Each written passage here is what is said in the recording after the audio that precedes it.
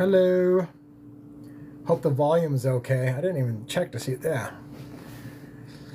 Hello. Just hanging out on a Sunday, bored and seeing what's going on with the lives. I thought I'd just check in randomly and see how things go. I don't have anything particular on my mind, but I thought I'd check in, see if anybody had anything. It seemed like it's a slow day for content, so I just thought I'd say hello. See if anybody wanted to ask a question about what's going on in our world or whatever. But if not, tell me what's on your mind. And we'll just chill a little bit, see if it turns into a conversation.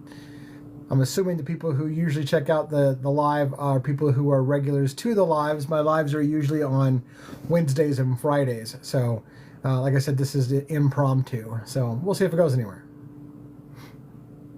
Welcome, welcome. Trying to see if I recognize any names that are coming in that I've seen on a regular basis. Since this is not my normal time. Well, actually, it's my normal time, not my normal day. Welcome, welcome. Hello, how are you? Good to see you.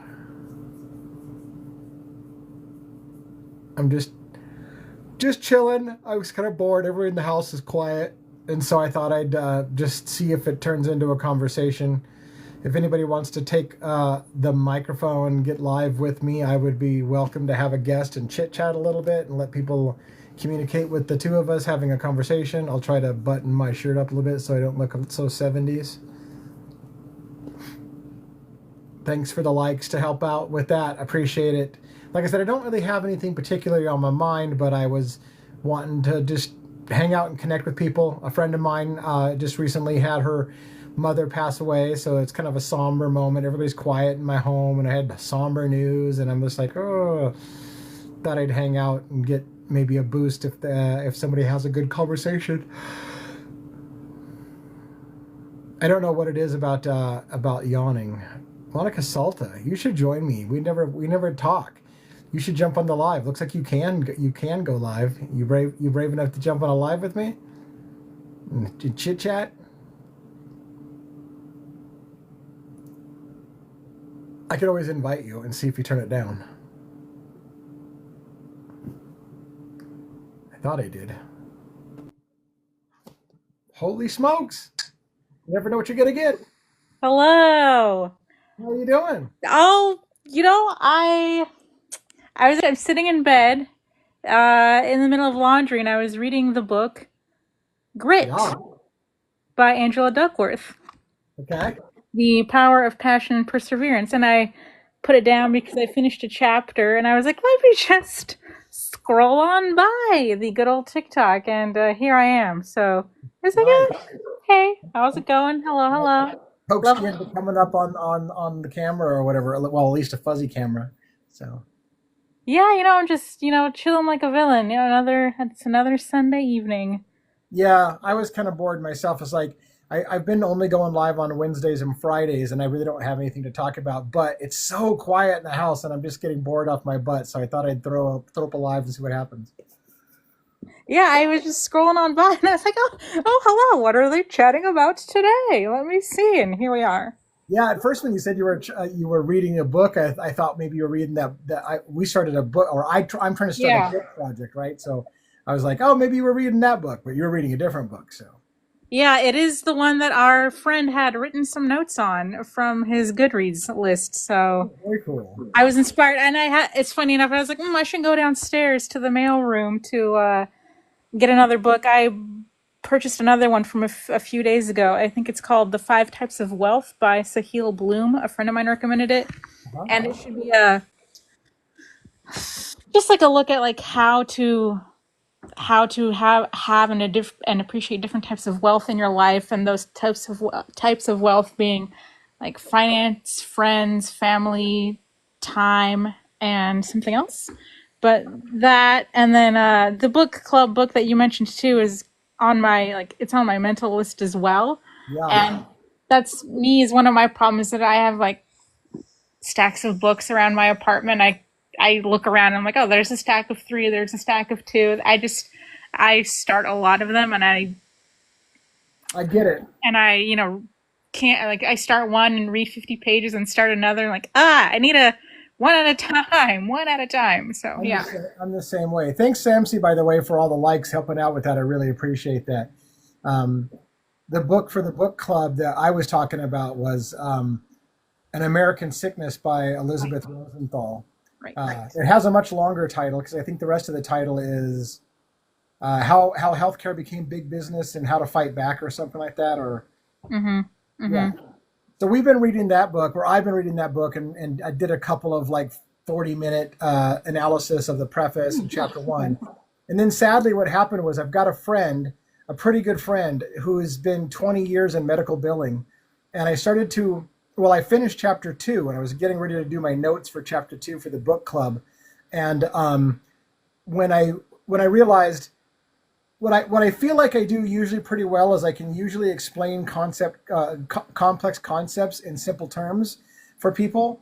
And I was having a really, really hard time summarizing the amount of shenanigans that go on with medical billing, hospital billing, and avoidance of the law to try to still make money, even though the laws were passed to try to stop them from making so much money, and they turn it into a way to still make money. And so I talked to my friend in medical billing, and she's like, I would be happy to come on there and tell you my perspective of upcoding and RVUs and all the tricks that the hospitals and the insurance companies use. And then her mom passed away today. So we were just getting ready. We were just getting ready to do a recording together where I could tap into her knowledge as a billing specialist to try to get that perspective. And then that came up. So Can you tell us again, like, where are you hosting the book club, or where are these 40-minute breakdowns of the like prequel chapter 1 taking place? Yeah, the easiest way I feel to find it is devilsadvocates.info, because that's my main website, and I have a link to all of our YouTube videos. So really, the short answer is it's on my YouTube channel. But it should be easy to remember devilsadvocates.info, and then if you go there, there's a link to those. So I've got a playlist called Luigi's Bookshelf, so 001 is the book, An American Sickness, and it's the introduction and preface. And then 002, which is the file I recorded the other day, is chapter 1. And now we're on chapter 2, but I've got this moment now where I'm trying to decide, do I wait for my friend to kind of grieve for a while, or do I press on and get her on later in the show when she's feeling more up to it? Because who knows? I mean, I know how grief is, and you don't know when you're going to be ready. So yeah. I mean, I don't know what the correct answer is, but my first thought that jumped into my brain is possibly to continue reading, and see maybe what you can learn, what we can all learn in following ensuing chapters, and then that greater depth of knowledge can be applied to this conversation about billing at a later date. Yeah, maybe that would enrich the conversation. Yeah, I think that's what I'm gonna do. I'm gonna make an attempt with the notes that I've already made from chapter 2 and just go ahead and do a rough cut. And then when she's ready, we'll come back and readdress it. Because I don't think her input is going to change being interesting if it happens 2 weeks from now versus today. So I think that's probably what I'm going to do, is go ahead and give my analysis of chapter 2. And when she's feeling ready, I'll bring her in to kind of, it won't even necessarily have to be a review of chapter 2. It could be like further down the road, but still talking about the same issues. So for sure. Sounds like a good plan. But it's complex because, again, trying to explain, like, I was having a hard time wrestling with all the shenanigans that they pull off, and they meaning like not-for-profit hospitals, right? That when they make profit, they don't call it a profit, they call it a budget surplus.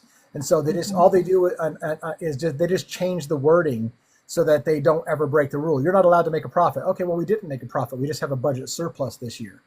And so by playing these games, they've learned how to manipulate the system and keep operating with positive cash flows and whatever, and just call it something else. And they do that down the line with everything. And it was hard for me because in the chapter, it was a very long chapter, and it started to get into all the legal terms that they use, and then the bureaucracy that hospitals are created with their financial officers, and then their their chief residents and all these different not the chiefs and the residents, and the way that they do things so they can have residents do most of the work that is cheap labor for them, but basically doing the work that doctors should be doing, but paying them a resident, and all these tricks and shenanigans. And it's hard to explain just how bad it really was. It is. But I'll do my best. I'll do my best to keep going with that book club idea and move that on. Yeah. Do you know by chance in like the chapter listing, is there potentially any discussion about charity care, charity payment, that kind of thing for helping to pay bills for those who maybe cannot afford it? Yes. So in fact, that's a lot of what this chapter was about. It's super convoluted because it's because what they basically do is like the government would say you are required to take care of certain people who can't afford things.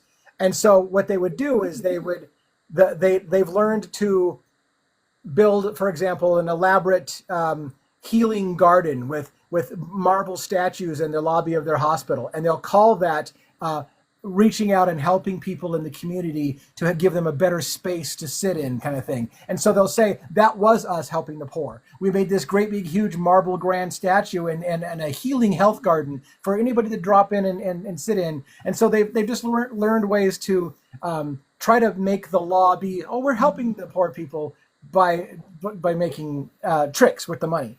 And there is it was funny because when I was talking to my friend, the medical specialist, billing specialist today before her mom passed, we were talking about the tricks. So what happened was I was asking her, I'm kind of getting ahead of my own thing. So I was kind of asking her, I said, you as a medical billing specialist, I know that she's complained before that people will attack her saying that she's part of the problem because she works for the insurance industry. And she would counter, I'm actually on your side. I'm trying to make insurance pay their money and get your claim covered and whatever. But what was funny is as I started, and she's super good about not taking offense at any question I ask. And what I asked her is I said, here's the thing. Are you helping the patient get their bill paid, or are you helping the patient avoid exorbitant charges? And a perfect example is this: if a hospital charges $1,200, $1,200 for a pill, a Tylenol pill that costs 50 cents, are you helping the customer because you said, "Hey, I got your $1,200 Tylenol pill covered, therefore I'm doing you a favor, I'm helping you because I got your $1,200 Tylenol pill fixed"? Or are you fighting back about why the hell is a Tylenol pill $1,200 when it costs 50 cents? And she was like, well, to be fair, I'm kind of helping the customer get that $1,200 pill paid for. So then I asked herself, well, then where's that money coming from? Because that pill doesn't cost $1,200. And in the end, it became, even her and I were getting into it, like, it sucks because where it starts to come from is the charitable donations. What happens is you're like, well, they write off some of that $1,200 cost as charitable donation because they couldn't afford to pay the $1,200 for the Tylenol pill. So they'll call that charity. But then next year, your premiums go up and all these things go up and you get less care you get less care for your money because they have to make up that money somewhere. So it becomes this snowball effect that, yes, we're trying to make sure the insurance company pays your bill, but the bill shouldn't be $1,200 for a Tylenol pill. That's a fundamental problem in the first place. Yeah. So, do you know because I'm sure I'll get to that book eventually.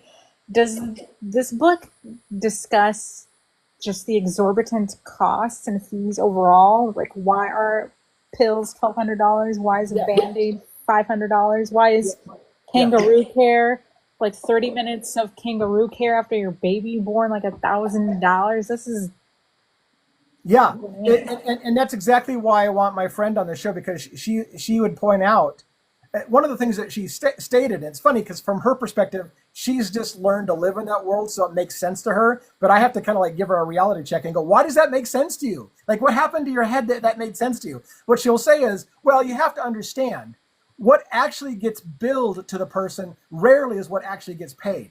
They overcharge on purpose because they know there's going to be a negotiated fee that's going to be a fraction of that. So they'll give you a bill, for example, for $100,000.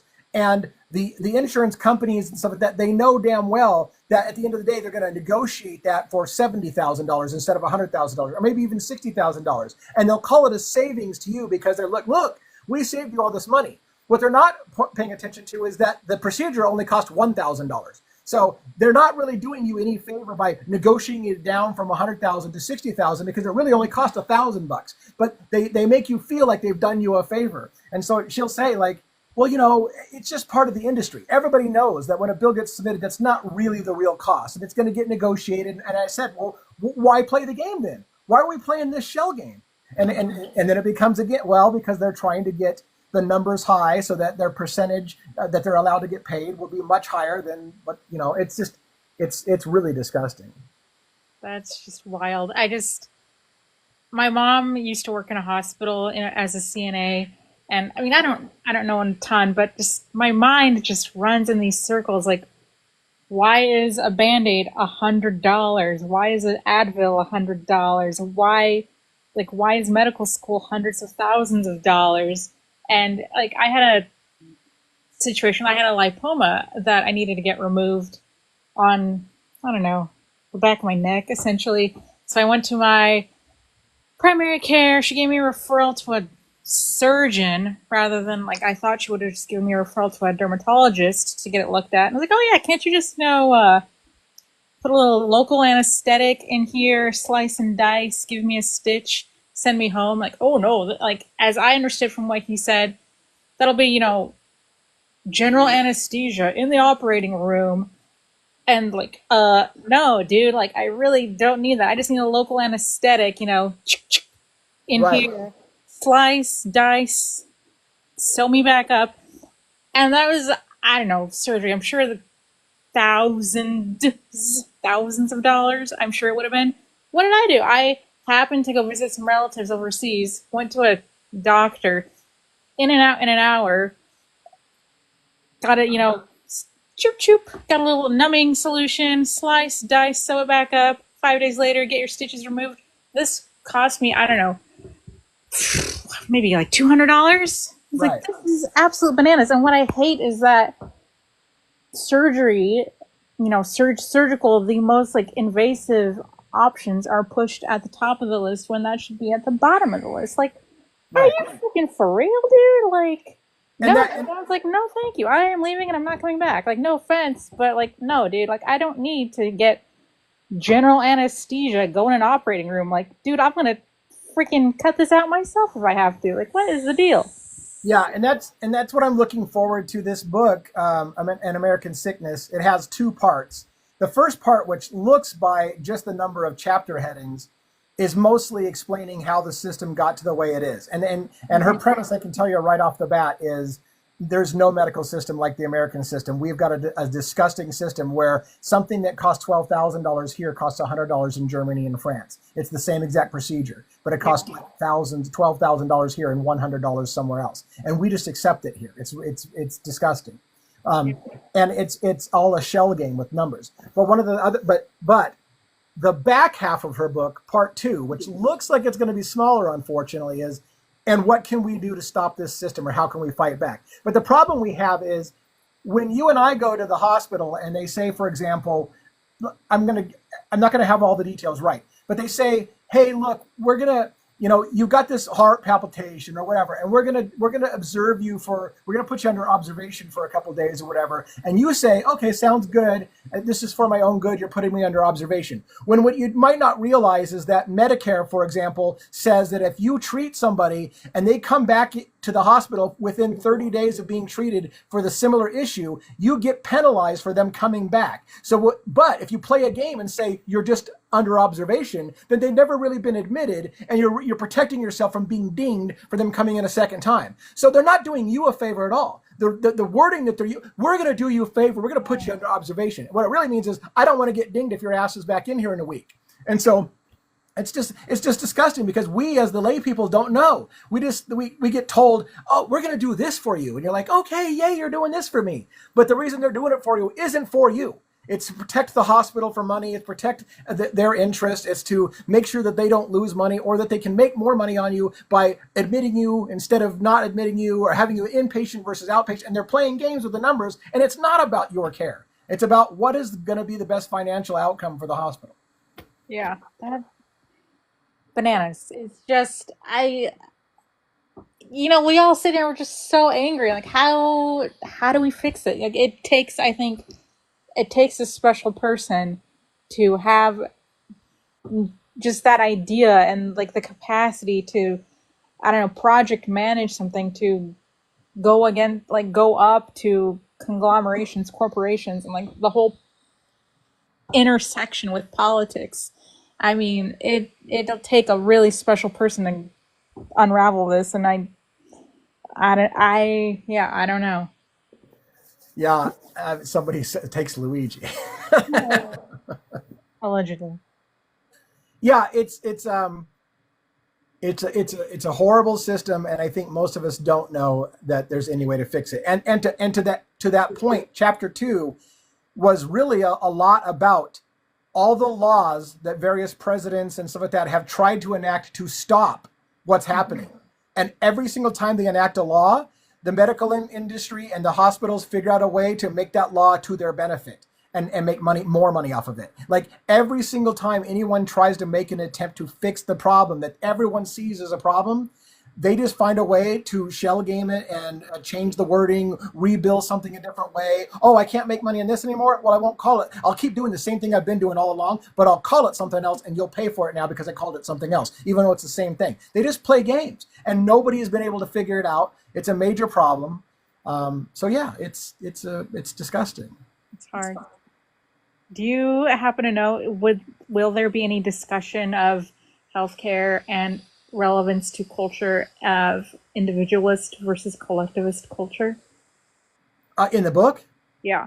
I don't know. I haven't read through all the chapter. I mean, I skimmed the chapter headings, but I'm kind of more just kind of going blind into the book. So all I know is part 1 and part 2. Part 1's the problem. Part 2 is what do we do about it? I probably should pay more attention to as a look ahead, but I'm not sure.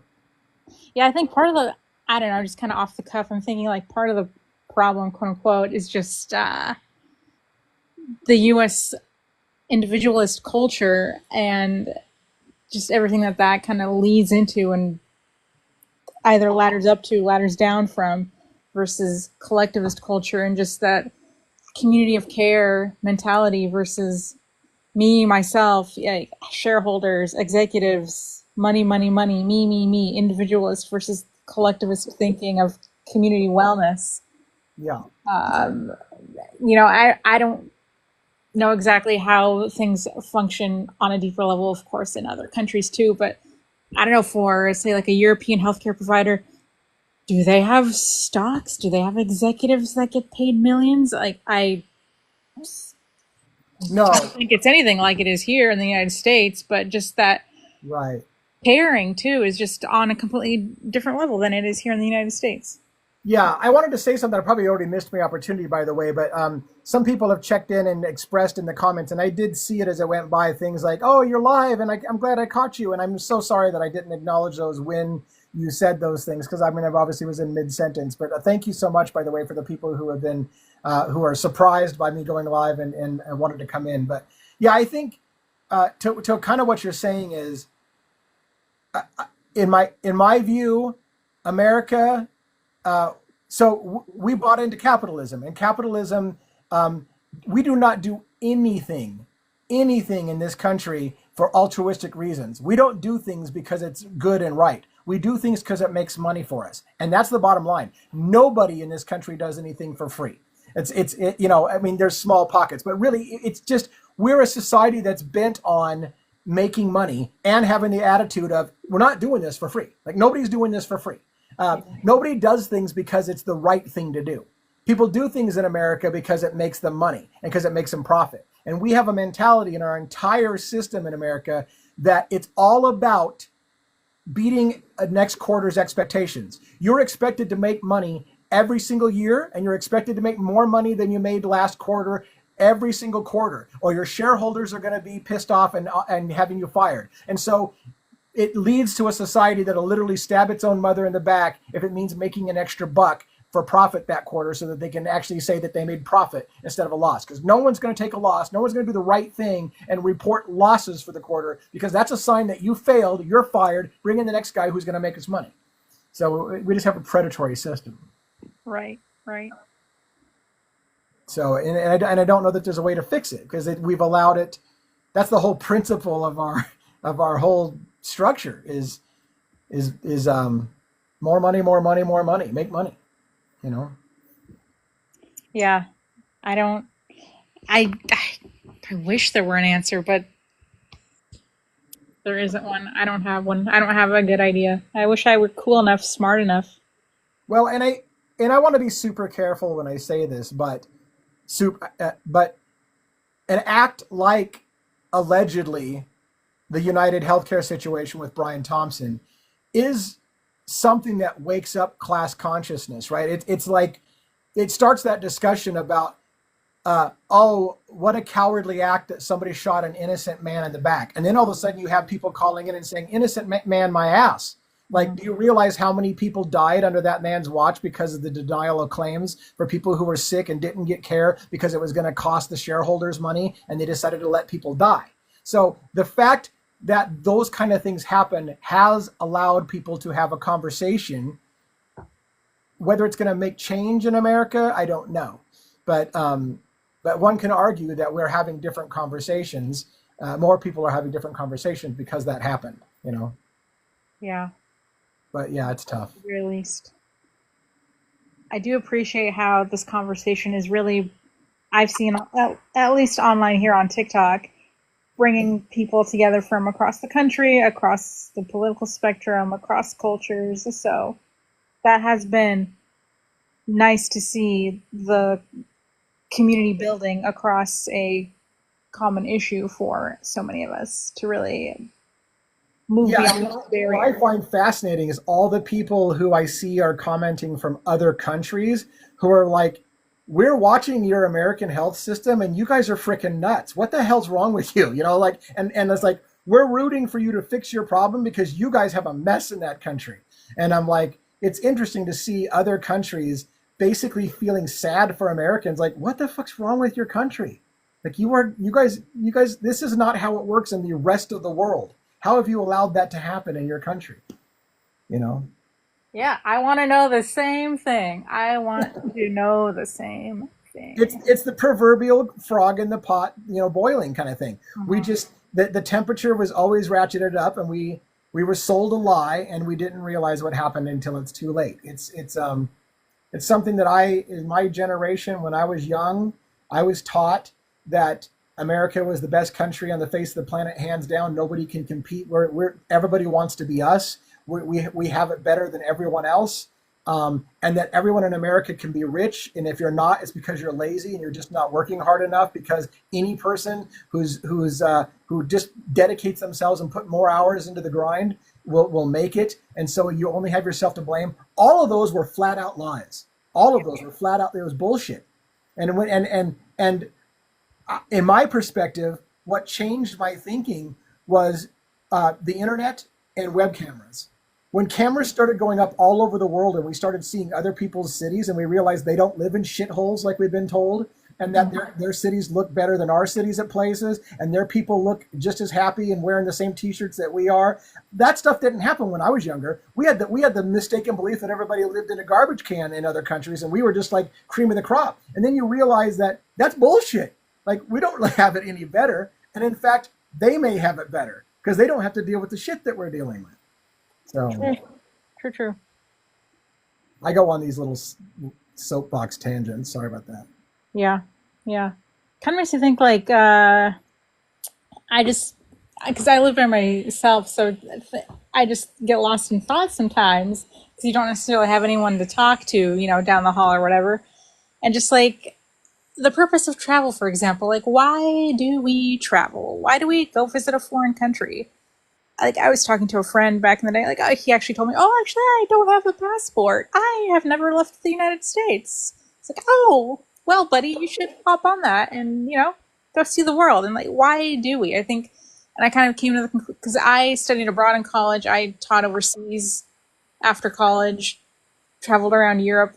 Granted, I haven't really traveled the globe, but I have traveled around to Europe a number of times. I kind of do the same circle a few times. Um, Visited family members in Europe and so on and so on. But yeah, I mean, it shows you how other people live, other cultures, how other people live together, interact together. Um, how to be a kind and decent human being from another Yeah. culture, and just how to show empathy to others, how to work together on a common solution to a problem and not have to think that you have to do it yourself, fix it yourself. So, Yeah. history, looking at history and learning from that too. So, I see a question that came up in the chat about that letter, and the only letter that I know about, I saw you character analysis do a video about the letter today, or a letter. I don't know if it's the same letter you're talking about, but um, I would certainly be willing to talk about that letter if you want to educate me. I just don't want to necessarily derail any other conversation we're having right now, but I'm certainly interested if you want to come up and talk about that letter. You know what letter she's talking about, Monica? I would. My first guess is that it's this half-page letter that Luigi, Supposedly, quote unquote, sent, but that's what I was thinking too. The one that was supposedly from Luigi to yeah. somebody, and And it's like half a page long, and it's not good try. I'm not sold on it. Nice try, but yeah, yeah, like for being arrested for allegedly eating a hash brown, like all right, no, dude, like yeah, I don't think that he would be dumb enough to say something to that effect so close to his own situation. Like, no, dude, I don't know. Like, yeah. and I think I can let her come up and chit chat, but I don't know, maybe it's real. I don't think it is as of this point. You never know. We never know because I welcome you to stay on camera and let me bring her up too, and maybe we can talk about the three of us if you are willing. yeah, sure, yeah. Let me bring her up.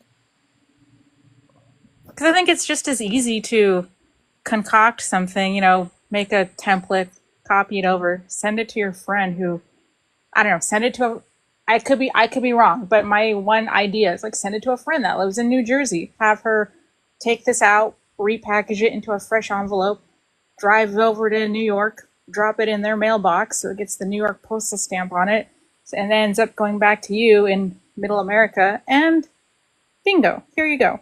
I don't Yeah. know. Anyway, yeah. So yeah, character. Why don't you refresh us about the details of the letter and why it's a talking point today in Let's Talk? So the letter was posted by a creator, and it was a little bit more personal than the last few have. And yeah, he did. There's a line in there that says, "Oh, I hope the mugshot you have on your T-shirt isn't the one is the one from when I was at McDonald's, when I was arrested at McDonald's for the heinous crime of eating a hash brown." Something about Squid Game, happy belated holidays, whatever. Like, so what I don't get, because I don't happen to believe he wrote that, Yeah.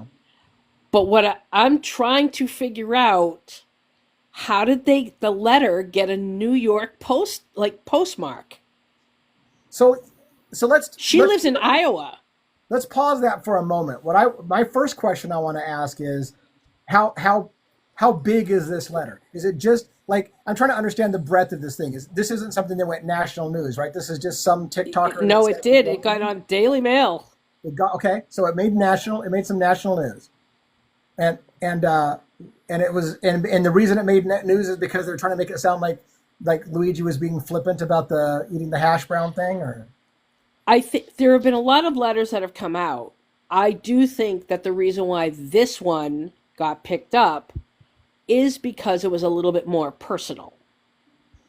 And I do think that line, like the comments about the jail or about prison, and they didn't turn the lights off, and I'm in this little cell, and I find it really hard to believe that because anything he writes has to be reviewed, Right. right? And I don't know that anybody in prison would be like, yeah, sure, why don't you, badmouth us? Like they're not going to want the bad press, I guess, is what I'm saying. And this is something I want to talk about because I've said this from day one. I don't understand, and I'm gonna clarify something I say to them. I don't understand why an attorney like Karen Agnifilo would even want her client to write to other people because Mm-hmm. everything he writes could be a slip of the tongue, something that was said that could damage their case or whatever. If I were Right. her, I wouldn't want him writing to no one.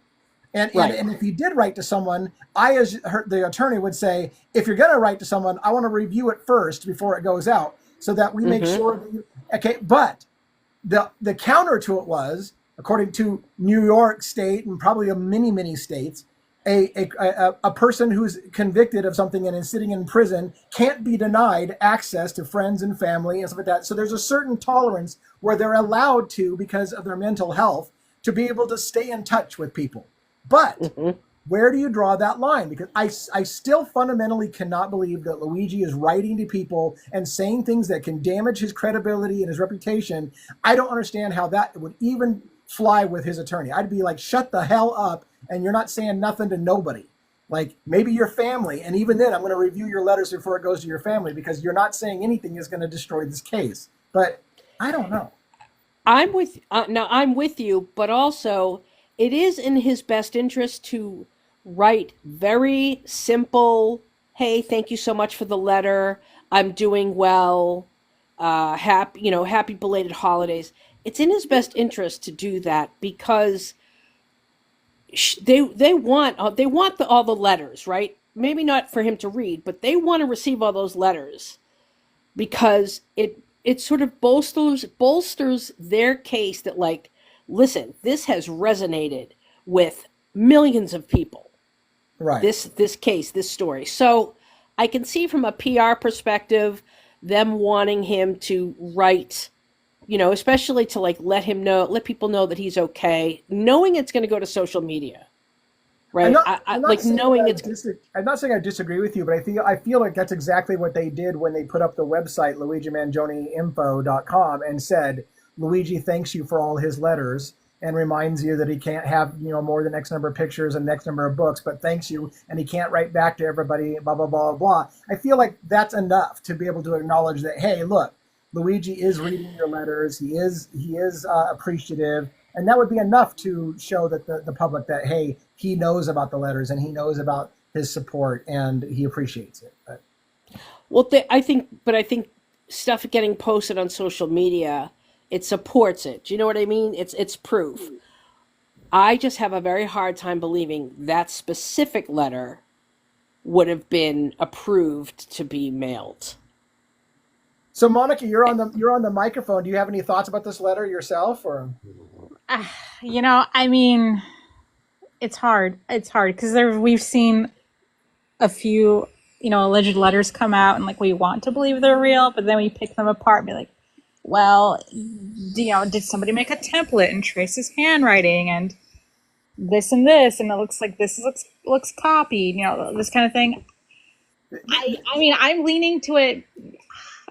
I of course I don't know if it's 100% one way or the other. I'm leaning toward it not being legit for some reason because See, I just I that agree with you. language is just towing the line a little too far for me, and how would that make it out the door? Mm-hmm. My other problem that I have is the same thing that everyone does, which is we start to have armchair people, and I'm not trying to say that insultingly, analyze everything that Luigi allegedly has written to compare it to other things to see how likely it is he really wrote X, Y, Z. And the reason why I say this is a problem is because, again, if the defense is going to argue that the notebook is not a thing, that was planted evidence and Luigi never wrote the notebook, one thing you don't want to have is Luigi writing a bunch of letters to fangirls about things and using the same exact words that are in that notebook. Because then you're going to be like, well, look, Luigi uses this particular word to describe such and such all the time, and it's in the notebook, therefore leading grounds that that notebook is really Luigi. So it doesn't, Right. I don't see any way that it helps him putting letters out there where people can continue to do now more and more analysis of his words and his writings to say, oh, well, this is the same kind of thing that he says all the time, so therefore it must be true. Unless the defense has already given up, and I know they haven't, because Karen already told us that they're questioning whether or not the notebook exists because she said she hasn't even seen it. They're quoting words from Luigi, she said, that we haven't even been given in discovery. So she can't possibly say the notebook's not real if she says she hasn't received it in discovery. Okay, but also she said she hasn't received copies, plural. I don't know that that necessarily means she hasn't seen what's in the notebook, but that's another issue. But I want to get back to this letter because Yeah. that postal mark, somebody sent that letter. The postal mark looks real. Yeah. Yeah. I mean, it could be difficult, but I think theoretically, since we don't know this woman in Iowa, it could be a stretch. I think this is a stretch. I'm just making up something in my mind, it seems, but who's not to say that she doesn't have a friend in New York or New Jersey? She mailed it to this friend, like, here's this letter. Here's maybe, I don't want to sound bananas, but like, here's this letter. Here's an envelope. Can you repackage this when it gets to you? Put it in this fresh envelope, put a stamp on it, drop it into the New York postal system, and mail it back. Yeah. To your credit, I'll go crazy with you as well. There are inks, for example, that you can wash off. And so you could address a letter, you could have it stamped with the postmark, and then you could use a solution, wipe the ink off, and then change the addressing information and keep your postmark if you wanted. You could do that. Again, how crazy do we want to get about how far somebody would go? Right. How far would someone go for that, though? Right, and the only and I agree. Like, that's a good question. How ridiculous is it to think someone would do that? My only counter to that question is, there's a lot of people who want credibility on TikTok as being the person that Luigi talks to. He loves me. Out of all the people who wrote to him, he wrote me a personal letter. I'm so special. Everyone's going to clamor. And how much of an effort do you think someone is willing to go to make themselves special because they're the single point of contact for Luigi and Karen Ignifilo, or they're the only one that has gotten a love letter from Luigi because he loves her so much? You don't think people are going to bend over backwards, no pun intended, to basically be that person, to make themselves? Oh, absolutely. We've dealt with this with Idaho. We dealt with this stuff with Idaho. Absolutely. Yeah. Here's where my mind is going. What if someone from the prison is writing those letters? Right. Something's off. Something's up here. I'm pretty good at like spotting this stuff. Something's up. That is a real postmark. And as much as I agree that there are people on this app who will take the time to trace or copy his whatchamathingy handwriting, I don't know. And it's also the conversational, like the thing in the letter, like he's responding to something that was said in the letter. Like, I haven't watched Squid Games. I saw the first season. Like, whoever wrote that is responding to her letter. Right. And I can tell you this. I mean, I've given this story once before, but people will go to great lengths to do weird shit.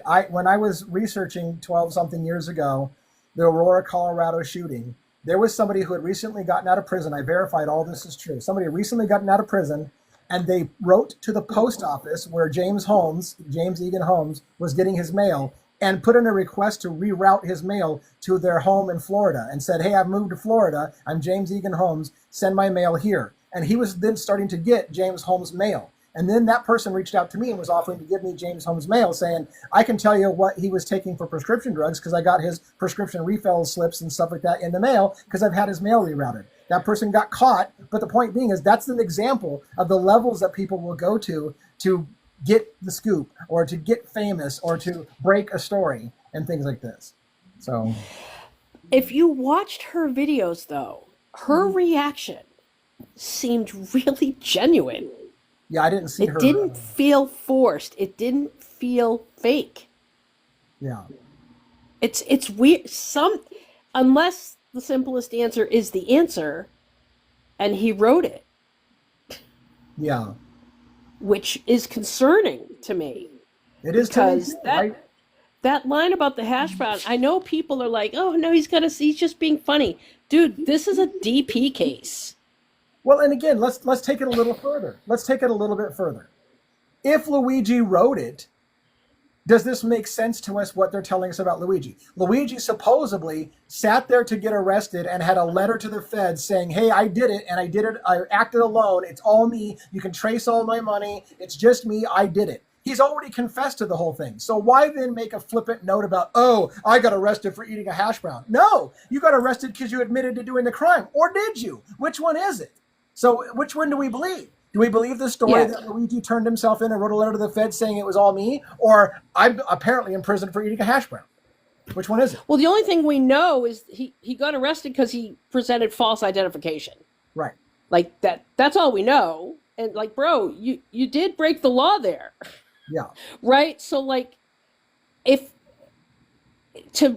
he wrote that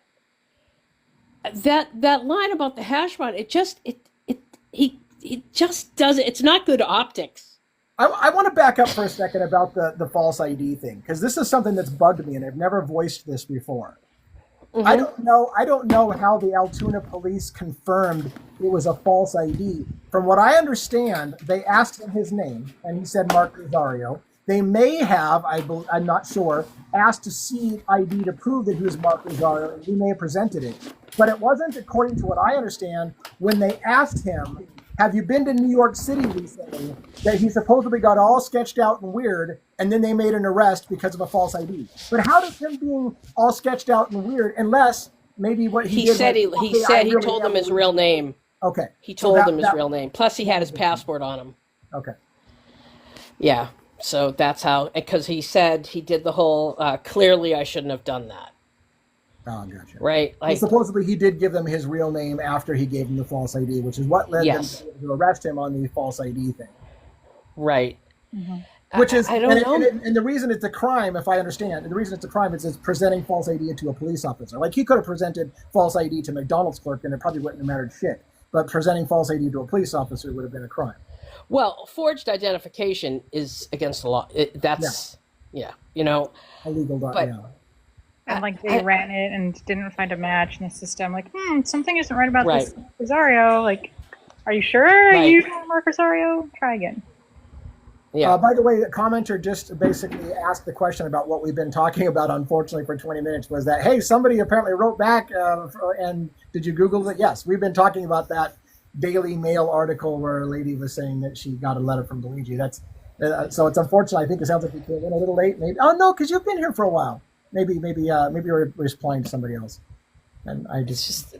It's weird. It's that postmark, and people are saying, well, maybe it's AI. I passed that by someone who is very, very knowledgeable about that stuff, and they're like, that's not AI, that's real. Yeah. And I don't know. I was just thinking, kind of parallel to that, this person commented on another gal's letter, Jules, who got a letter back as well, theoretically. But she, I think, if I remember correctly, showed that she had the USPS informed delivery in her email, because I have USPS informed delivery too. So like you get the email that says your incoming mail is XYZ and it's scanned.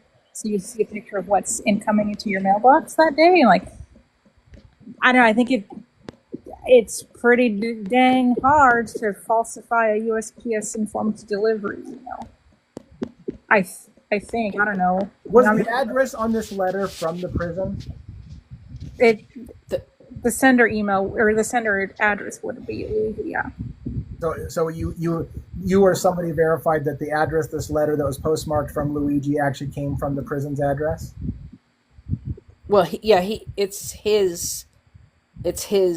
like it says Luigi Mangione, and then gives the prison's address, his number, and all Right. that. And then the postmark is New York. Now, if he's in Brooklyn, I don't know. New York, New York. I don't know. Somebody sent that letter. She did not fake that. Yeah. I don't think, it was written on the 13th and postmarked on the 14th. How would she get that to somebody in Well, let's Iowa? let's play my favorite game. I'm going to do something. Let's play devil's advocate. Whee! I Let's love play games. devil's advocate. So somebody inside the prison writes a letter. They know Luigi's prison inmate number. They write a letter, and then they get it sent out somehow and postmarked through their contact, a friend who's a guard or whatever, to get it out of the prison and get it New York postmarked. That could be happening too, could it? Couldn't it? Say that again. Do you think someone, So like another someone another, in the another inmate, for example, could be writing a letter saying that he's Luigi and just having it sent out under under Luigi's name. And it wouldn't even have to be an inmate. To be fair, anybody could write the address from Luigi and his prison number, which, by the way, is public record, right? You can get his prison number online. So it would be anybody could get the prison number and the address of the prison and postmark. You don't even have to be another inmate. It could be anybody in there. and the penmanship looked kind of similar. So how would somebody in the prison know his penmanship? Yeah, or it could be somebody outside the prison who, like I said, I mean, there's no guarantee that just because the address on it is the prison's address that it actually got sent from the prison, right? Because I mean, the What if postmark, it's someone from the post office who's just seeing these letters and they're like, "Ah, fuck it, I'm gonna respond." right? I mean, and again, nobody cares about this case anymore. But when I was doing the James Home thing years ago, there was a big problem about this notebook that was supposedly sitting in the University of Colorado's mailroom for 2 weeks undiscovered. And they're like, he sent this letter to his doctor 2 weeks before, and it just got undelivered. But when they checked the postmark, it was mailed the day after the shooting. And they're like, well, then it couldn't have been sitting in the mailroom for 2 weeks because the postmark said it was sent the day of the shooting or the day after the shooting. So, I mean, it's just all of this is ringing back on like all the shenanigans with postmarks and post dates. And there was accusation that the post general was involved in some kind of weird cover up to try to make it look like the letter had been sent weeks before when it wasn't. Who knows? I just don't think this woman would have, because there's been enough talk, especially on Reddit, about the whether or not these letters are real. I don't know that she would have. I just don't think she would have gone to those lengths. I Yeah. don't. I so I think there's a possibility in which she legitimately believes that Luigi wrote to her, but there's also still the possibility that it wasn't Luigi. And at the end of the day, I guess my stance is still going to be I can't go down the rabbit hole of what that says about Luigi when I really don't fundamentally believe his lawyer is going to let him write letters like that to people. I I agree. I agree that he shouldn't be writing. right. But dude, I don't know. I think that letter, the Daily Mail picked up on that letter because there was some inflammatory stuff in there. Yeah. And that's the danger of letting him write back. If he is in fact writing back, is if this stuff isn't being approved, it just doesn't look good.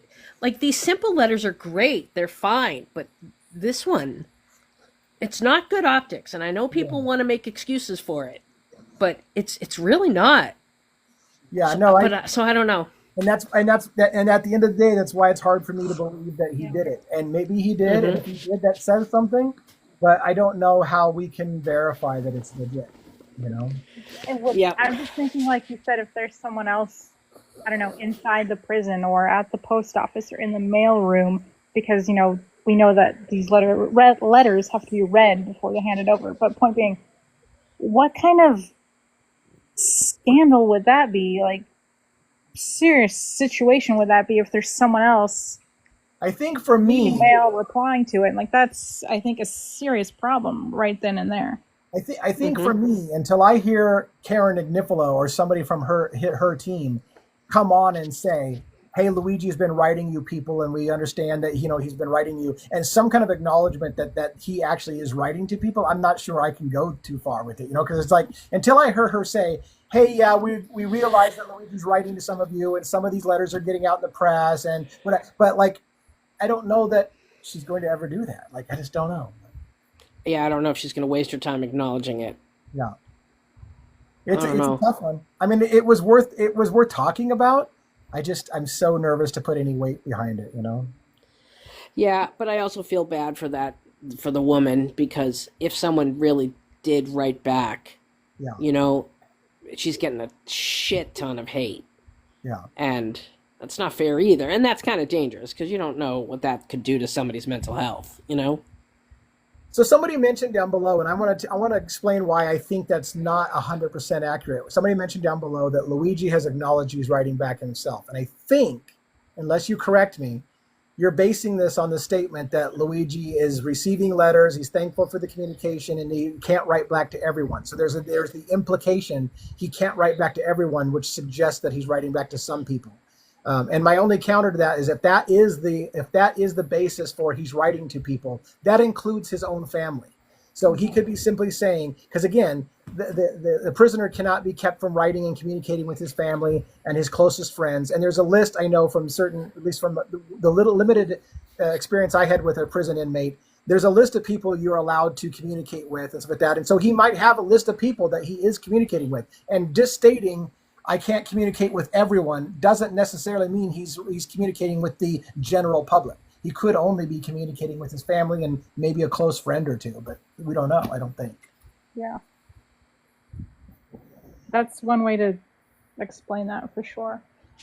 Granted, as I understand, I could be wrong, but I believe that communication with friends and family is more open and fluid beyond the capacity to write letters. Like I think They can come see him, yeah. They can come see him in prison. yeah, or can they communicate? I think through like you put someone on your email list and you can Yeah. email them through the tablet Yeah. and communicate them to them other ways than just beyond just letters. But too, I mean, he could be communicating in a variety of ways to just friends and family.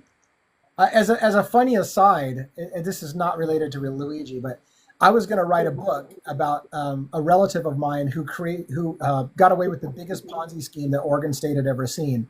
And so I knew him when I was a child, when I was like 14, 15 years old, I was a young teenager. I knew him back then and I'd lost contact with him. And he became this like superstar that threw rock parties and uh, drugs and all kinds of things. I'm probably going to get busted for that. And anyways, and then he got busted for a Ponzi scheme because he was basically doing currency trading. And I thought, oh my gosh, like I love true crime. I know this guy personally. I'm going to go see him in prison. And now I'm going to see him when I'm in my 30s or at the time, And so he because he's a criminal, he thinks like a criminal, decided to put me on the list as his son. And I showed up and I'm taller than him. I'm 200 and something pounds fatter than he is. I looked nothing like him. And when I walked in, he just started laughing because he realized it was going to be embarrassing to explain to the guards that I'm his son. And they made me pose next to him awkwardly and take a picture with him as his son. And I'm like, oh my God, dude, we look nothing alike. And he remembered me as the 15-year-old kid and so he just didn't even think that I got gray hair, when I come see him or whatever. And it was such an awkward, embarrassing moment. But anyways, that was Is the point that like the only certain types of family are allowed and right. you as Yeah, were not right. allowed a non-blood relative? Right. He had to give them a justification for why he wanted me on his list. So he listed me. He was allowed X number of family members, for example. So he put me down as a family member, that I was his son. I don't know why he did that. I didn't ask him to do that, and it put me in a really awkward position because I'm like, how the hell am I supposed to act like I'm your son? Like, this is ridiculous. Like, come on, pal, I'm your cousin. Obviously, Right. It was far easier. It was pretty embarrassing. I never went back to visit him in prison after that. I was like, I don't feel good about this.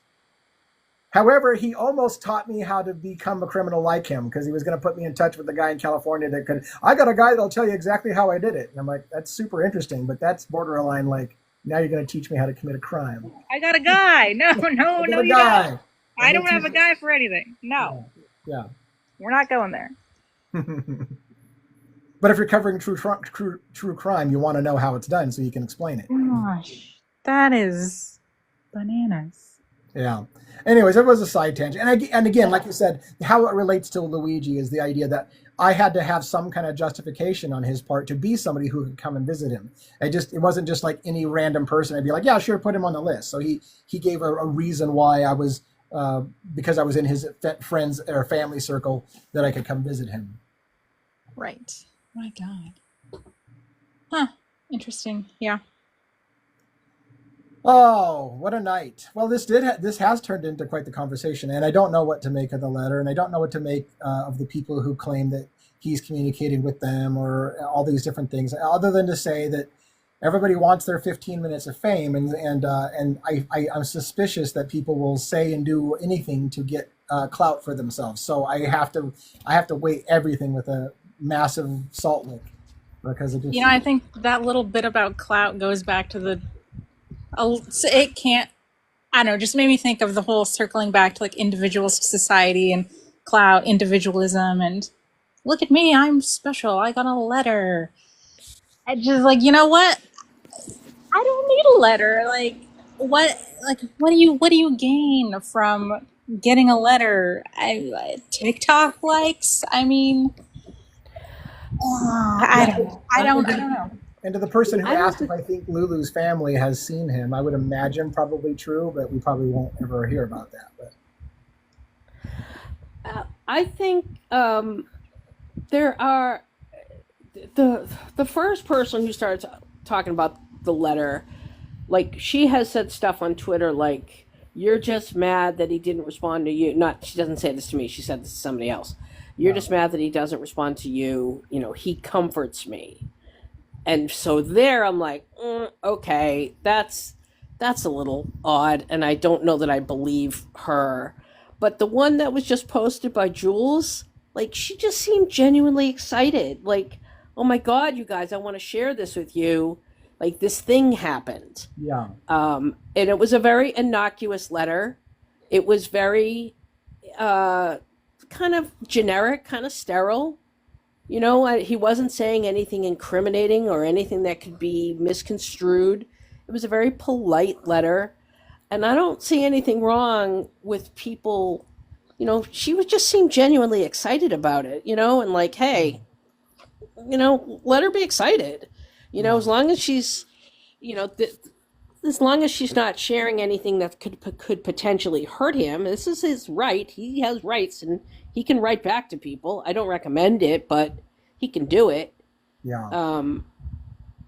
But like you said, it puts so much stuff up for scrutiny. You know, I don't know if Jules's letter is real either, but that's another one where I'm like, that her and her excitement seemed real.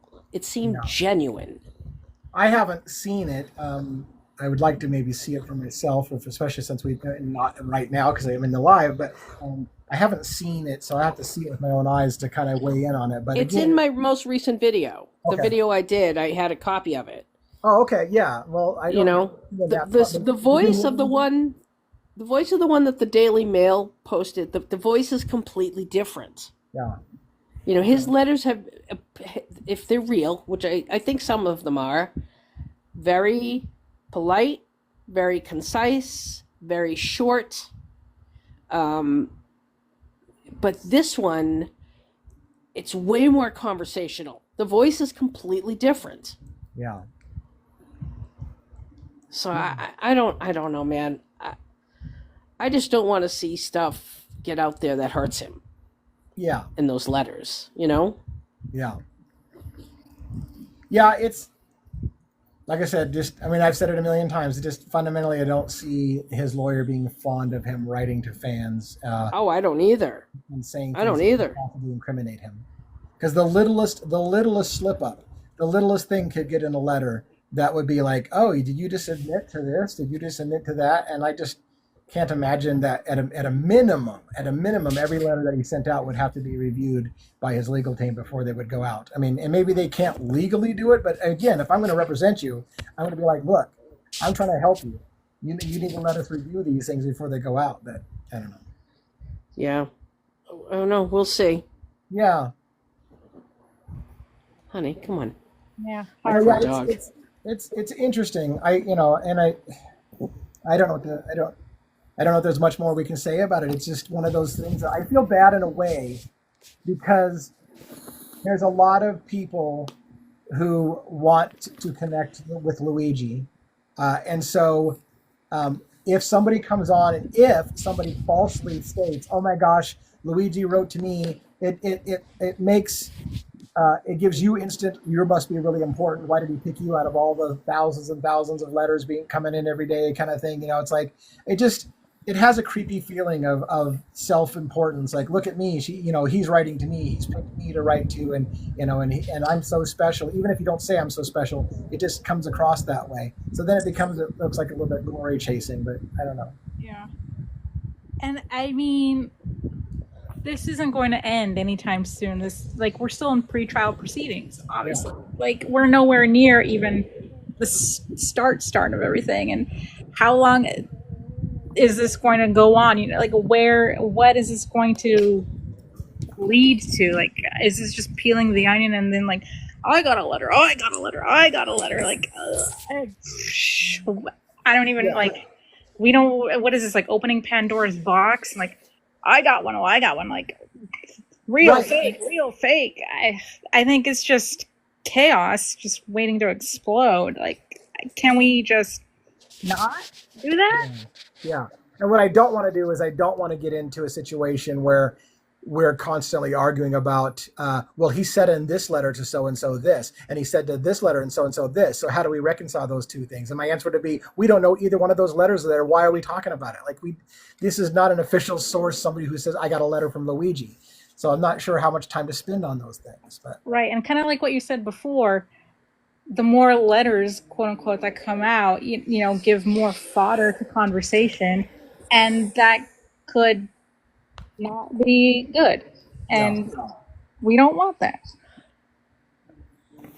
Yeah. Well, there you have it. Like, I don't know. It's they're good. It was good to talk about it. I mean, I just don't know that we can have much thought other than it's interesting and is it, but yeah, it is what it is. I just don't know. Don't know how to feel. I keep coming back to that. It's like I don't know. There's just more to say about it. Like, how do you know? And again, the whole I get what character analysis is saying about it feels real, it feels genuine, and somebody doesn't. But these are all subjective things. Like, one thing I've learned about people is it's frequent that we use our gut instinct when someone talks. We judge whether or not somebody is honest and sincere by their body and their mannerisms and things like this. But there are really good liars out there who know how to mimic those things. So it doesn't necessarily mean that they are lying, but you also can't trust even your own senses because some people just know, they know already that people will believe it if I put this certain kind of spin on it and make it look this certain way, like, oh, I can't believe this. And people will believe that's genuine. And so people know how to act. I mean, but so who knows? Yeah, I mean, I don't want this to go in a poor direction. Like, this is already difficult enough as it is with everything that we saw taking place on Friday with Karen getting cut off, Karen not being able to get her statements out that she wanted to. And I have another question for you guys. If you guys are following this case really, really closely, did you see David Betrus making a video in which he kind of questioned whether or not Karen Agnifilo was being aggressive enough and kind of not accusing, but suggesting that she's making some mistakes, that he's like, he doesn't want to badmouth her because David Betrus always has been, Karen Agnifilo is the Lamborghini of lawyers. But did you see him do the video where he's like, I'm not sure why she's not being more aggressive, that as a prosecutor that she wouldn't be more aggressive? What's going on with that? Did you see it? I did, and I don't want to put anybody on the spot, but I know there's someone here who has some thoughts about Karen and her performance. I think there's a lot to be said, but I don't want to take words out of somebody else's mouth.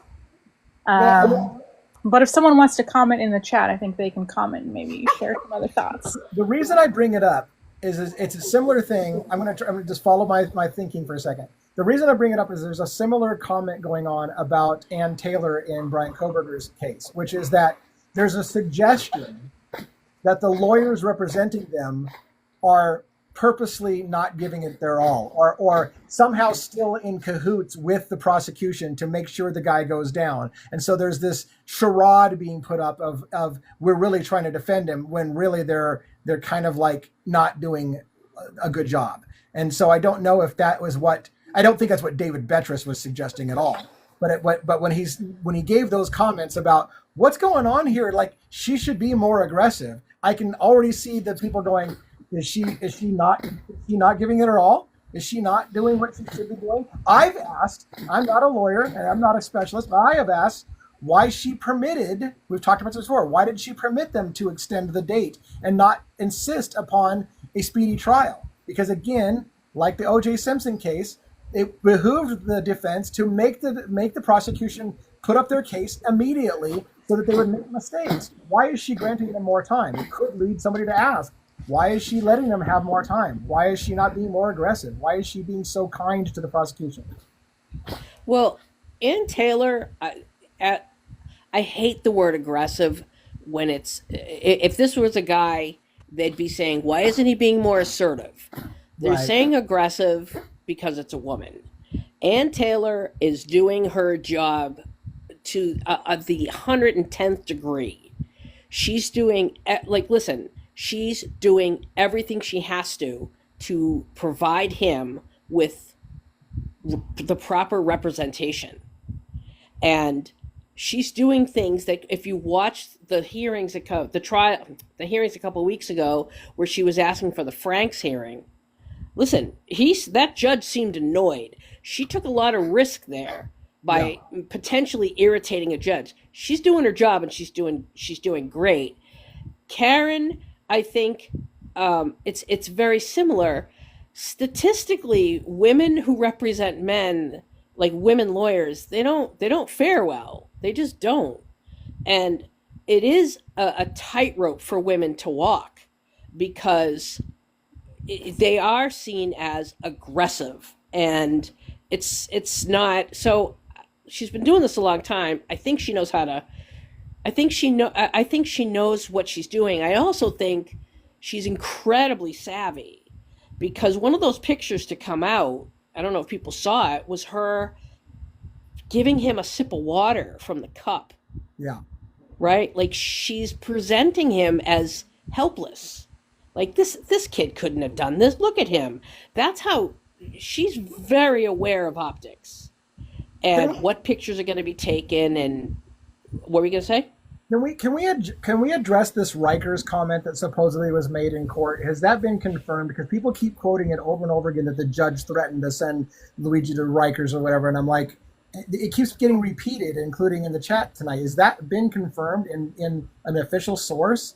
Because it was supposedly somebody who was in the courtroom said it on Twitter or something like that, and I'm trying to trace this There's down. a transcript. There's a transcript on the website. He did bring up Rikers, but she was saying that, listen, the state's going first, but yet he's in a federal prison, and he said, I don't have a problem with him being moved back to Rikers. I didn't take that as aggressive. Yeah. And people are also saying, oh, he wouldn't allow her to unshackle him. No, he was okay with unshackling him. It Right. was the police that came up to him and said something. Right. And people need to understand, when he's in that building, everybody in that building is at risk. They need to get him in and out of that building as quickly as possible, Right. in case a riot breaks out. They didn't put a vest on him to make him look dangerous. Right. They put a vest on him because of the crowd. And Koberger had to wear one. Richard, who's the guy in Delphi? He had to wear one. That's procedure. That's protocol. Right. But especially in a situation like that, where there's so many people, and they knew that the hearing was going to be quick, to shackle him to unshackle him for 10, 15 minutes, just to have to shackle him again, and then get him out of that building and navigate.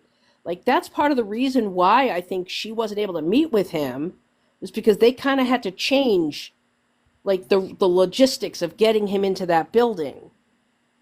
Yeah. So Well, people like, let me address a few comments because I see some people are asking. I think they're asking, how is it that the bulletproof vest helps Luigi? And I will make the brief comment again. Lee Harvey Oswald, John F. Kennedy, when he was assassinated, Lee Harvey Oswald was fingered as the lone gunman, and then Jack Ruby came up and shot him dead outside the front of the courthouse, and that trial never happened. And now it's 70-something years later, whatever, and the government's finally admitting that there was more than one shooter. The point being is that somebody might want Luigi Mangione dead so that he doesn't go to court and he doesn't explain what it is he really knows or blows the lid off of what's happening. Because if Luigi Mangione dies and it was something else and there was other people involved or he wasn't the guy, the way you stop the trial is you kill him. And if you kill him, then the trial's over, and then the real killers don't ever get put on trial. So there's the reason why, in part, the government wants to protect Luigi, because the last thing they want is people saying the government was involved in it and they silenced Luigi. They had somebody come up and assassinate Luigi so that he wouldn't blow the lid off this whole thing and make him look bad, and so they let him get killed. So the government itself has a vested interest to make sure Luigi stays alive, because people are going to lose their minds if somebody assassinates him and we don't get to have the trial that we're all waiting to hear what he has to say. So can I ask why wear a bulletproof vest now and not at the previous appearances? Yeah, that's a good question. It's a really good question. I think it may have to do with the federal custody. I mean, the first time he was arrested, right, he wasn't in federal custody. He was in Altoona police, so he wouldn't have that. The state brought him up on charges. Then the federal government got involved. So I don't know. I'm sure the first time he was in front of the federal government, he didn't have the bulletproof vest on. But there could be a lot of explanations, I think, that explain why the bulletproof vest today, or that day, I should say. But, well, that crowd was huge. Yeah. I mean, that building was packed. And a lot more attention is on the case today than it was when it first started. Right. That too. Greatly exposed during that perp walk. Yeah. Long ago, and like that would be, I think, if they ever do that, that would be the crime to do that. But as far as we know, that. Well, I'm trying to remember back visually. I'm trying to, in my mind, walk back to the perp walk. Do we know he didn't have a vest underneath his orange jumper? I mean, we don't know that. We don't know that. To me, it looks like there was not one, but I mean, I can't say.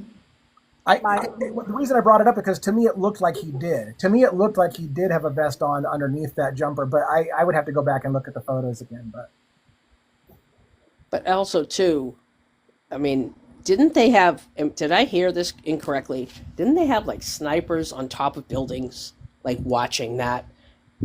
I don't remember. They had all kinds of. I mean, he was flanked. Yeah. Which could be. Yes, it was a perp walk and it was stupid, but he was also maybe at less. I don't know if he was I don't know. He was flanked in a way that he wasn't the second time he walked into the courthouse, and this time, I mean, it was just a massive crowd. Honestly, I don't think it. Yeah, I mean, there's a difference too. Like, when he's brought in on a helicopter the first time, it may not have been a lot of people who even knew that was happening there, although there were people there in the crowd. But anyways, there's a lot of different reasons why escalation or the security posture may have escalated, whether he did have a vest or not at that first time. But I guess where I'm going with the whole thing is I don't view it at all as an attempt to make Luigi look bad. I don't either. It was more, in my opinion, a vested interest in the government to make sure that Luigi's safety is kept, because they don't want him getting shot and assassinated by somebody and having it become a shitstorm. Right.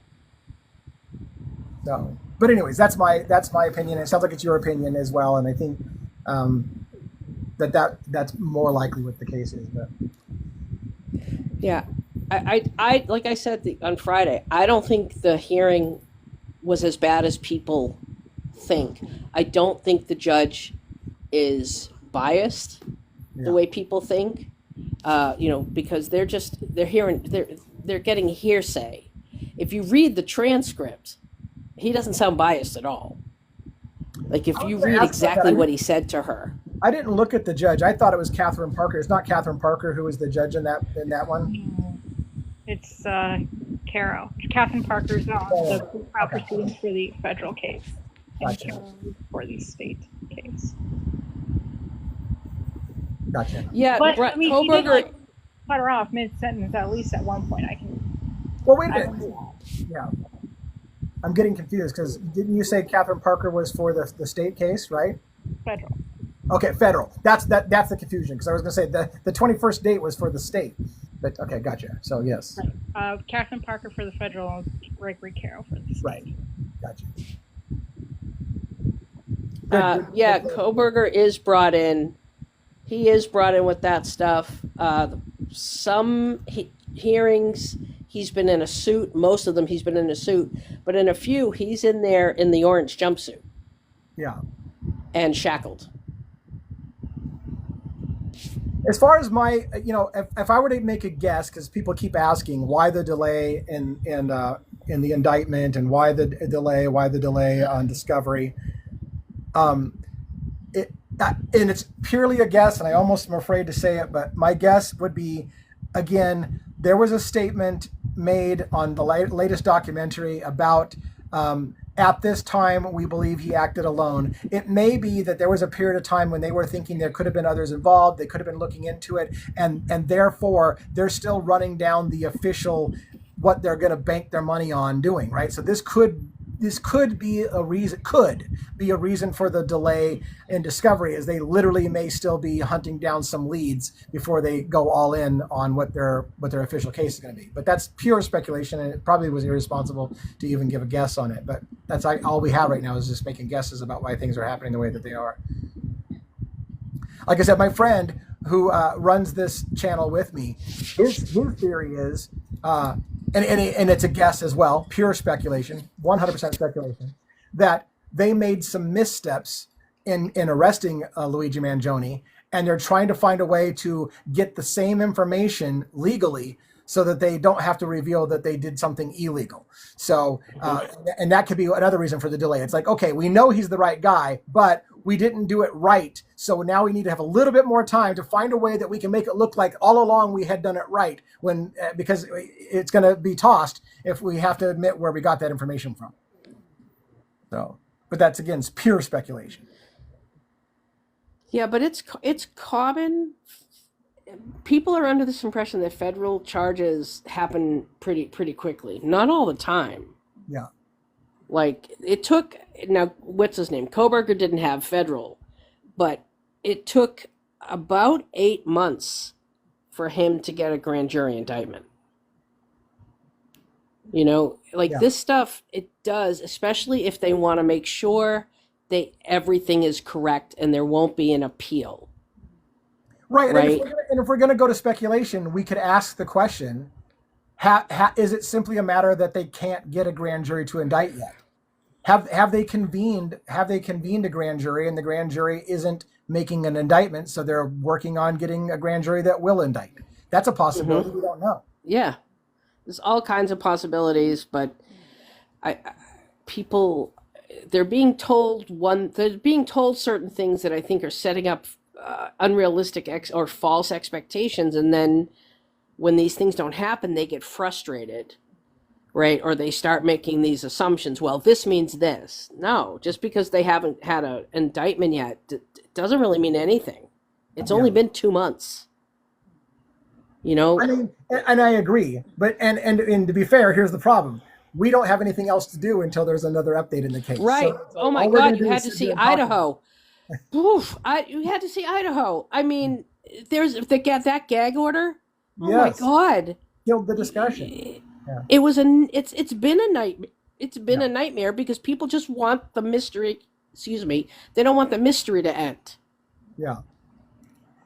Yeah, Cloud, I made that comment on an early video, by the way, about how I said, and I don't know that I was fair with it. I said Karen Parker should recuse herself because her husband was a former executive in a in a pharmaceutical company, and they have financial investments in healthcare. Therefore, they have a vested interest in protecting the healthcare industry. Now, the problem with that, after I said that, I'm like, hey, look, there's a real potential conflict of interest with Karen having stocks and bonds in healthcare. The problem is anyone in America who has a 401k plan for retirement has vested interest in the health insurance industry, because I almost guarantee you your portfolio is partly invested in healthcare stocks, whether you realize it or not.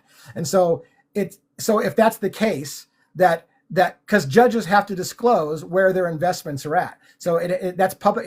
You have to, for the sake of the judge not being accused of being biased, disclose where they're investing their money. If it happens to be that the judge has a 401k or some kind of retirement plan, and part of her diversification is in health insurance industry, that's probably no different than any other American who's got a 401k retirement plan. And so therefore, you have to ask yourself, is that enough to recuse her? Because find a judge that isn't somehow invested somewhere in health insurance. So I don't know. But I think if I remember correctly, I could be wrong, her husband was a former executive at Pfizer. Yes. So I feel like people are making the statement that carries more prejudicial weight than... Right, but you still have to make, unless I'm being a moron, and it's very possible I'm a moron, Pfizer is a pharmaceutical company, right? And United Healthcare is a health insurance company. And while there is definitely ties between pharmaceutical companies and healthcare, and that line's getting blurred more and more every single day, I'm not sure you can make a direct connection between a former Pfizer pharmaceutical executive and a vested interest in protecting United Healthcare. That's what I have to ask. And I don't know. I'm not trying to like I said, I mean, I think that there's a potential conflict of interest. My problem is that then you have to go, who is going to be a judge who doesn't have a conflict of interest? And can you find a judge that isn't somehow invested in healthcare? But you're right. The husband being a former Pfizer executive may be the bigger issue. But again, unless somebody can correct me on my knowledge, him being a Pfizer executive isn't really a connection to United Healthcare directly. And also, you got to keep in mind, playing devil's advocate, United Healthcare is not on trial here. Luigi Mangione is. So, and I've stated before, unfortunately, as the case may be, and as much as I may not like it, I don't believe any judge is going to allow this to be putting the healthcare system on trial. They're going to I almost guarantee you, every single step of the way, at any time that the defense tries to move this to an indictment against the health insurance industry, they're going to be like, the health insurance industry is not on trial here. Mr. Luigi Mangione is. You need to get redirected back on course. This isn't about the health insurance industry. Unless they can make it so that they say, Judge, it has to be discussed because that's the whole reason Luigi did this. Then you have that whole gray area. But they're going to try to make this not be a case about healthcare, in my opinion. That's why they don't want it to go to trial. Right. And why they don't want it in the public eye, and why they don't want cameras in there, because they don't want Luigi or his defense team putting the healthcare system on trial, because they know they're screwed if they do, because Americans are fed up with the healthcare system. I think I can say that pretty universally. Most Americans are fed up with the healthcare system. And so the last thing they want is to run it's the same. I always say I'm nervous when I say that. It's the same thing as O.J. Simpson when the case became a race issue instead of a murder trial. The last thing they wanted was for this to be putting the LA Police Department on trial as a racist police department. And that's what happened. And they lost the case because it became a race issue and not about the murder. And that's the same thing that they're afraid, I think, in my opinion, is going to happen with Luigi Mangione. This is going to be an indictment against the healthcare system and against CEOs who profit financially over denying people's claims. And that this is somebody who has blood on their hands and is not innocent. So therefore, there is this implied justification because it wasn't an innocent act. Do you think he'll testify in his own defense? Luigi? Yeah. I think he would. I mean, your standard logic, right, is the lawyers don't want you to speak on your behalf, your own behalf. But I think everyone in America has figured at this point that Luigi is well-spoken and charismatic and has the people on his side. So I would guess, not being a lawyer, that I would probably take my risk with letting him connect with that jury. Mm-hmm. Yeah, I agree. But your conventional wisdom says don't let your client speak because you don't want them to say something wrong because they're not a lawyer and they don't know. But then they get coached and they can get and I think OJ, and going back to the OJ case, OJ wanted to speak on his behalf, and his lawyers said, absolutely not, you're not going to talk. And OJ was also very charismatic and was speaking to a jury that was very much potentially in his favor, and they didn't want OJ speaking to the jury. So I don't know. Yeah. He ended up speaking to the jury anyways, indirectly, by basically saying, hey, I'm not really supposed to talk to the jury, so I just want to say this, and he ended up speaking to the jury anyways. Yeah. I mean, when they had him put on the gloves and all that, I just don't think they wanted him. That was his Ugh, big that was it. That was the big no. Yeah, I just watched that new special on Netflix, and Chris Darden, that guy, is basically saying that he'll never live down. He apparently had them try that glove on without running it by Marcia Clark, and just said, I'm gonna just do this on my own. Here, put this glove on. And she's just looking at him like, what the hell are you doing? And he's like, I am now going to forever be blamed for the guy who threw that case my friend was in law school at the time, and he was her professor.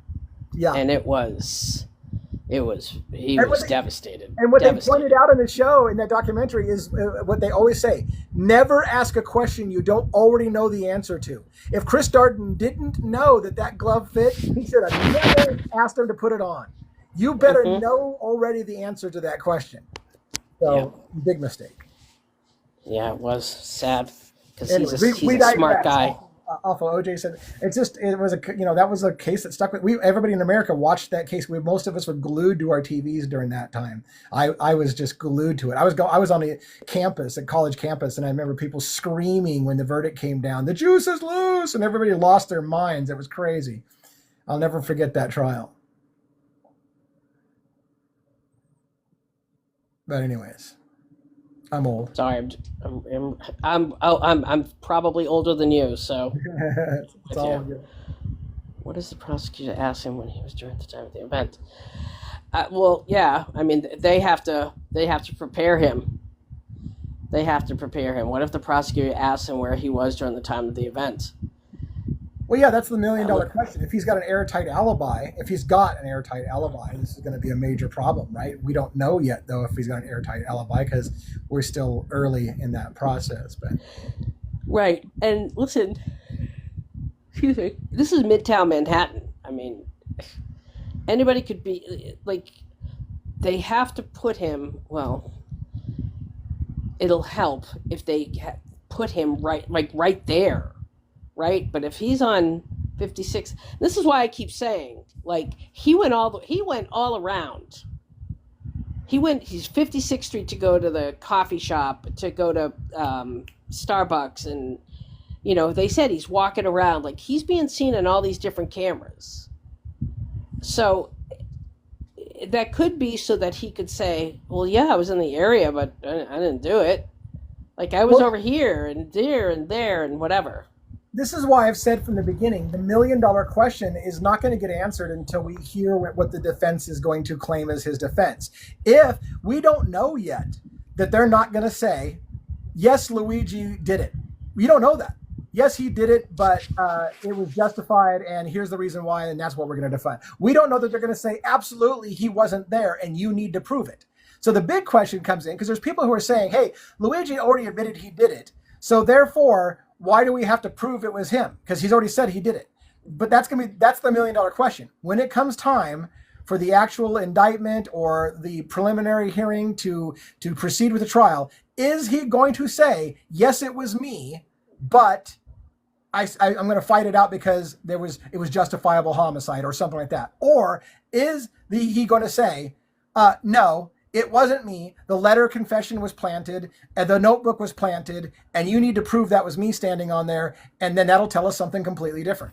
So we won't know. And I'm so curious to find out what the defense is going to say. Are they going to admit that he did it, or are they going to say it's not him, and you now have to prove it was him? I want to know how that footage of the person coming up from the subway, if they're going to use it, because they can say, listen, they thought they chased the wrong person for 3 days. Here's this person coming up from the subway. They thought this person was him. You know, I want to know if they're gonna use that. Yeah.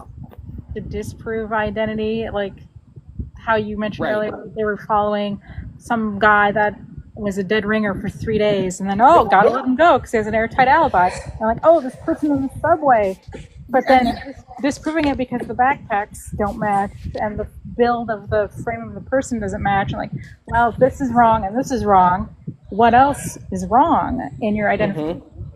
So I'm reading too much into this. I will admit this right now. But for me, when Karen Agnifilo indicated that there may be problems with the search and seizure of property in Altoona, and that she hasn't to this day seen for herself things that they're quoting from, like the letter of the feds and the notebook, it suggests to me that she may be saying that those aren't his. Because again, if Luigi has already said, yeah, those are mine, I wrote those and I turned them in, why would she be questioning whether or not that those are legit? It seems to me that she's questioning the validity of whether those are real or not.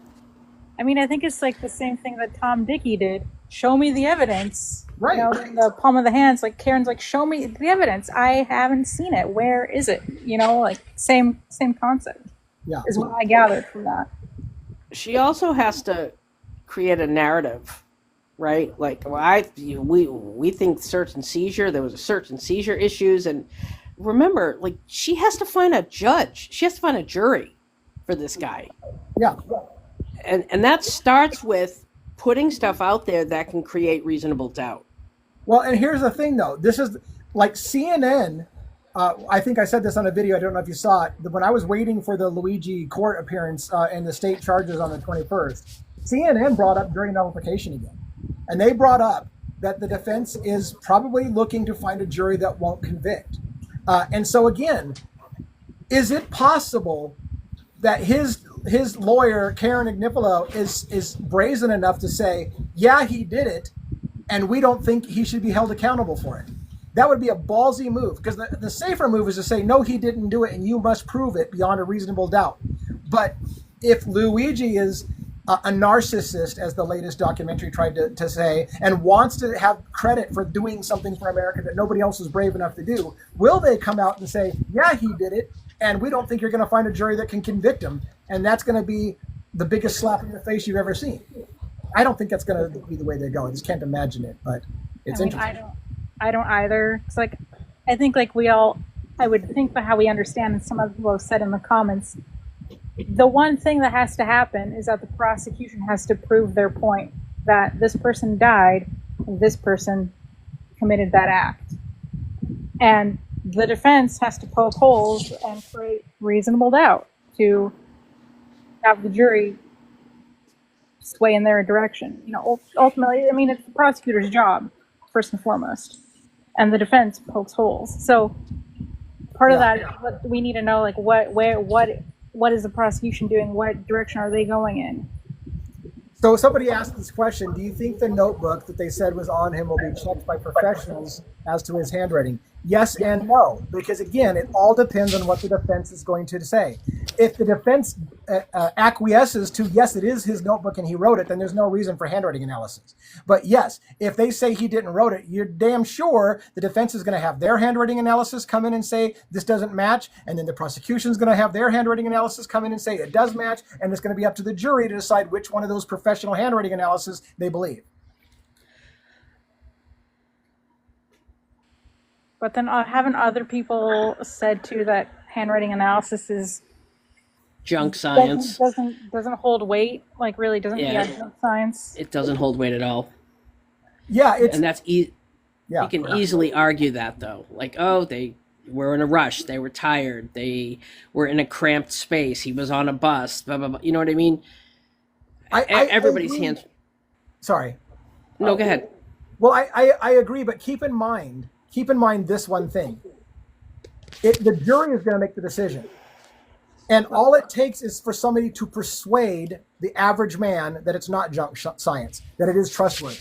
And so this is why some lawyers are high-paid lawyers, because they're damn good in a courtroom and they know how to connect and they know how to make somebody believe that that they want to buy ice in Alaska. because some people are just really good. So whether or not certain types of things are junk science or not, at the end of the day, it's going to come down to can a person connect with that jury and make them believe that it's not junk and that it's absolutely true. And it's not going to matter, whether it was good or not. It's a matter of who connects with the jury and convinces them that side's got the stronger, compelling argument. A lot of it has to do with personality. A lot of it's a charisma game inside the courtroom. I think too, that reminded me, I wish I had this in front of me, but there's these YouTube videos that I saw online. Someone else had shared this with me, and then I had watched these videos, but human intelligence guy, and he dissects Pollitt's statement, and then he makes another video dissecting the alleged manifesto, and just going through it line by line from the human intelligence perspective. And I can find this to you and send it to you later too if you want to see this. But the verb tense and so like verb tenses and use of language, how this indicates that it would be written before the event, but this use of language indicates it'd be written after the event. So like really, which is it? There's no clear motive presented in that manifesto. And just the language is really. It's funny that you mentioned this. I want to go back to something. Did anybody watch the special on Bob Durst? It was a documentary about Bob Durst that was a rich real estate kind of guy that was accused of killing his wife and then killing somebody else that was going to rat him out for killing his wife and killed a bunch of people, right? And Bob Durst, they got him because he misspelled, in part, like an address and had a very unique misspelling, and he did it multiple times on multiple letters, right? And this is going back to this comment I made before. Why on earth, as your attorney for Luigi, are you letting him write to people where he can make a mistake like that, misspelling the same word over and over again? All it takes is him to misspell a letter in a letter to somebody that's also in his manifesto, and they'll be like, yeah, this is him. He always spells this word this way. It's a major mistake. Beverly Hills. Yeah, Beverly Hills was the misspelling. And so that kind of thing is why I say I just have a hard time believing they're letting Luigi write to people if they're going to contest any of the writings as being his, because it just takes him to misspell something or use the same weird language choice that he used over and over again. So those are all things that would just make it harder for you to defend your client if you're letting him write shit all the time. If you're curious, the channel is called Truth Revealed, and it's got an analysis of Pollitt's statement, which is all over the map, and then the alleged manifesto. So those are really two interesting videos that I think worth watching, because they really dissect these two writings line by line from a professional perspective, like from the human intelligence frame, and not just some armchair, person doing it. Yeah, speaking of the word whack, there was a statement in the last documentary where he said something about it is out of whack, but it wasn't the same context as saying I'm going to whack a CEO kind of thing. So that becomes one of those gray areas. Was that proof that he uses the word whack? Because it wasn't even in the same connotation, really. But side tangent. So I'm kind of getting a little hoarse. I've been at this for a couple hours. I'm thinking about wrapping up, but I do want to appreciate both of you guys for coming on and hanging out and giving me stuff to talk about. The letter was interesting and all those things. You guys have any closing thoughts you want to sum up before heading out for the night on this live? No, I think it was a fun little chat. I think, we all have a lot of thoughts swirling around in our brains, and we're not going to get much clarity. But I think too, there's if you want to have additional conversations, I think there's capacity to have other conversations with. I think I saw there's a few other people in the chat that can speak to the insurance and pharmaceuticals connection, or the people dissecting Karen's performance. I think there's more to be said about that. So if you want to have another live to speak with some other people, I think there's room to do that as well. Yeah, and I'll look for some people to go on with me. And I want to make a real quick plug.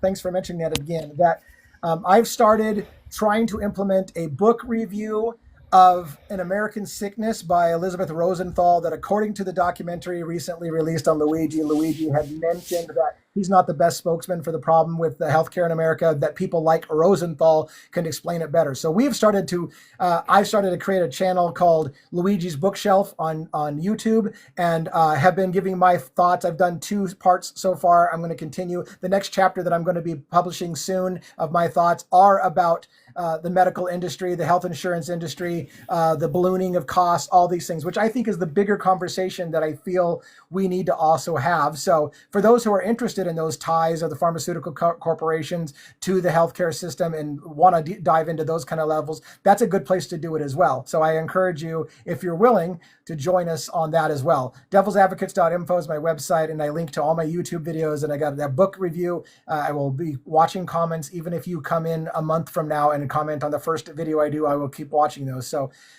thanks for giving me the opportunity to mention that book thing again, because I'd forgotten about it, and it was a good reminder that we are reading books about the healthcare systems with that. Thank you, everyone, for coming. Thank my guests for being part of the show again tonight, and making it an enriched space for us to share. And have a good evening, and we'll do it again soon. Thank you. Bye.